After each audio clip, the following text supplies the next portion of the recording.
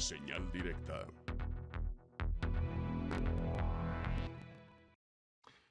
Gracias por continuar con nosotros. Saludo con mucho gusto a Augusto Chacón, él es director de Jalisco. ¿Cómo vamos? Es un placer saludarte, Augusto. Bienvenido. Buenos días. Edgar, ¿cómo estás? Buenos días. Sonia, buenos días. Buenos días a las y los televidentes y radioescuchas.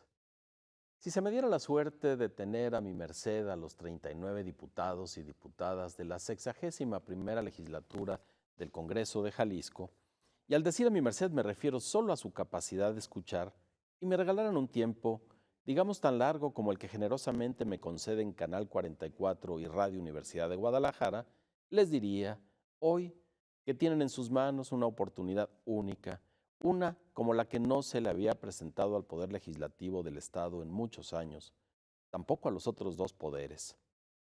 Pero antes de seguir con lo que hablaría esta mañana con los diputados si yo fuera influyente, es decir, antes de seguirme de largo enganchado la emoción que cualquiera le produce la posibilidad de expresar algo, una idea que lo mueve profundamente, prefiero mostrar el credo desde el que de todas las opciones que se nos presentan cuando pensamos en estar frente a un poderoso o frente a 39, lo que a mí se me ocurre es decirles algo porque estoy convencido del poder de las palabras.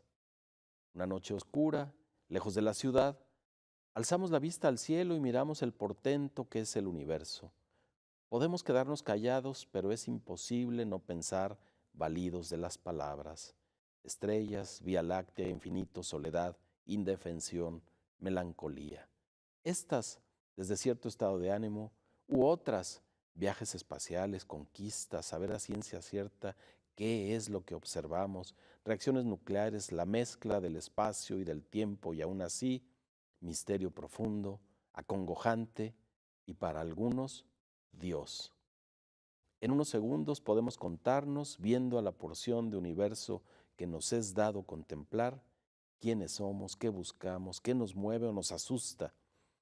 Y si dos atisban a lo alto y en voz alta expresan su sentir, la comunión es instantánea, así no estén de acuerdo.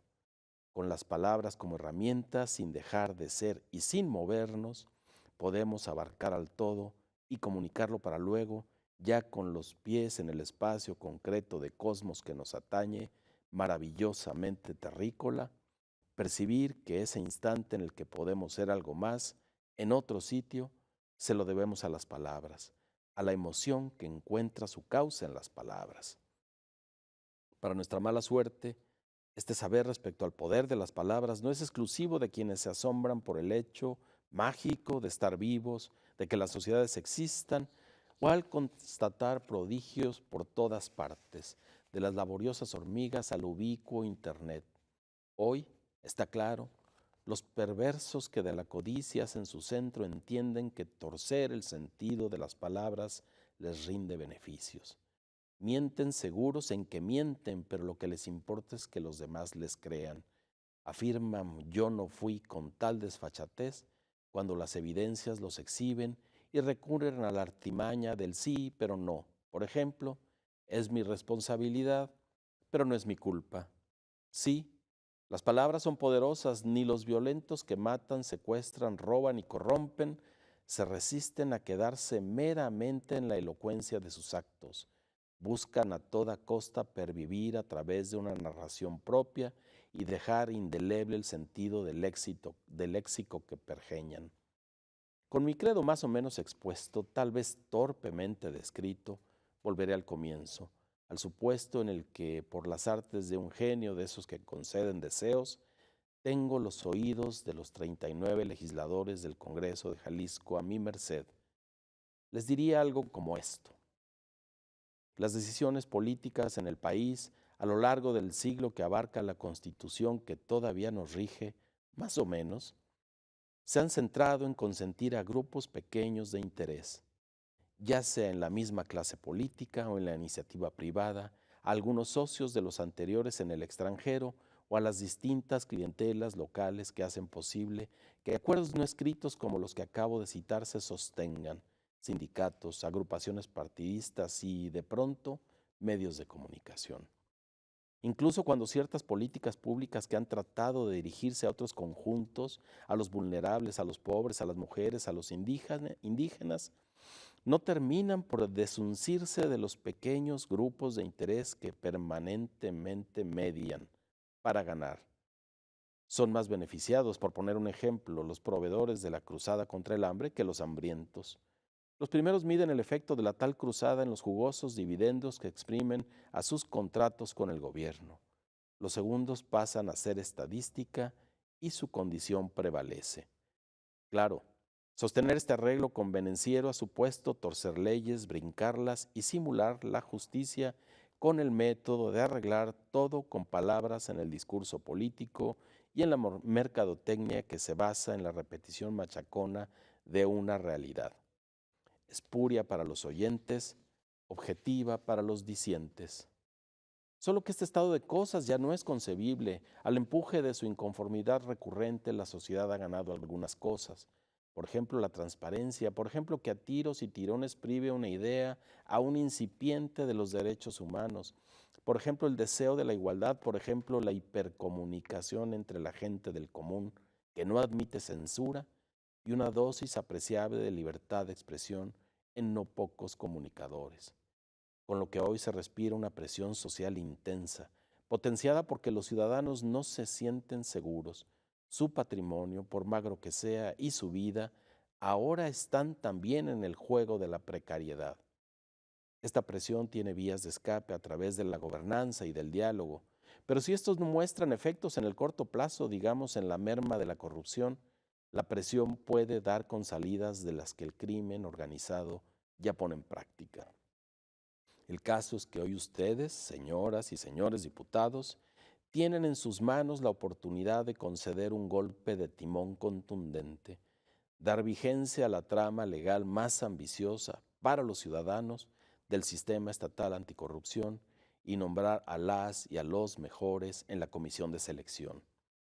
Sé que la decisión no recae nomás en ustedes que tan gentilmente me están escuchando, pero hagan saber a los poderosos sin cargo que los rodean y los atosigan que llegamos a un punto o de rotura con muy costosas consecuencias o de sutura para plantear un porvenir consensuado, con esperanza, justo e igualitario. No es una exageración. El abismo está a unos meses si no se deciden a quebrar abruptamente la inercia. En fin, algo más o menos así diría a las y a los legisladores. Trataría de ser convincente, trataría de que el dibujo de la realidad que mis palabras crearan fuera fidedigno. Pero es muy complejo para una sola voz, salvo que todos nos ingeniáramos para hacerle sentir, de aquí a mañana, que es la última estación para variar el derrotero a favor de los más. Pongamos palabras a nuestra convicción, si es que estamos convencidos de la emergencia, y con ellas recobremos el espacio que unos pocos, con nuestro consentimiento, se apropiaron. Muchas gracias. Muchas gracias, Augusto. Bueno, pues ciertamente un discurso que luego ya cuando se han ido dando los pasos en el sistema estatal anticorrupción, nos queda claro que será complicado que cumplan los políticos todas las expectativas que se han generado en torno al mismo. Luego, con algunas de las decisiones que se han dado en la práctica, empiezan a generar algunas dudas, ¿no? Hay algunas dudas porque todavía, a pesar de la buena voluntad que, por ejemplo, ayer vimos en la mesa de gobernanza y que hemos visto a lo largo de estos meses desde el trabajo con el Poder Ejecutivo, Legislativo y el mismo Judicial y ahora con el Congreso del Estado, se han dado algunos pasos, pero queda todavía ese espacio oscuro entre lo que discutimos en la mesa de gobernanza, por ejemplo, y lo que sucede a la hora de legislar. Una palabra, un gesto, el acomodo de cierto articulado que tuerce en el sentido profundo que queremos para este sistema anticorrupción. Pero la esperanza ahí está. Ayer la reunión fue muy buena. Ustedes ya dieron cuenta de las notas, de lo que se dijo ahí. Se habló abiertamente de simulación, aunque todavía es temprano para llamar a simulación lo que no se ha concretado, y a partir de hoy estaremos en sesión como mesa de gobernanza con el Congreso, y los diputados y diputadas mañana en la tarde iniciarán, ahora sí, la reunión del Pleno para determinar estas leyes muy importantes que le darán el cariz ético profundo que necesita el sistema estatal anticorrupción y los nombramientos de los 9 personajes que integrarán la comisión de selección que definitivamente marcarán un antes y un después para el hacer público en el Estado. Esa es la grave responsabilidad que tienen los diputados y las diputadas y me parece que ya no tienen espacio para explicarnos con maniobras o con componendas. Claro, y la transparencia de los dictámenes antes de que pasen al Pleno será muy importante, ¿no? Para saber exactamente de qué se está hablando y que haya además oportunidad de revisarlos. Sí, en eso estamos, parece que sucederá, con todo y que apenas nos han mostrado 2 de los 7 que es necesario enmendar, parece que sucederá, con todo y que, insisto, permanece ese espacio oscuro entre el dictamen que vemos y que al final se vota y tiene vigencia. Es decir, tendrán que revisar esos dictámenes pues prácticamente entre hoy y mañana. Sí, parece arduo, pero al final de cuentas, Edgar, tenemos desde enero trabajando en esto y hay un gran avance. Si quieren hacerlo bien, tienen elementos para hacerlo muy bien. Sí, digamos que los puntos finos ya se sabe por dónde pueden ir, ¿no? Así es, ya están identificados. Muy bien. Muchas gracias, Augusto. Al contrario, gracias a ustedes, muy buenos días. Excelente día, Augusto Chacón, colaborador de Señal Informativa, director de Jalisco.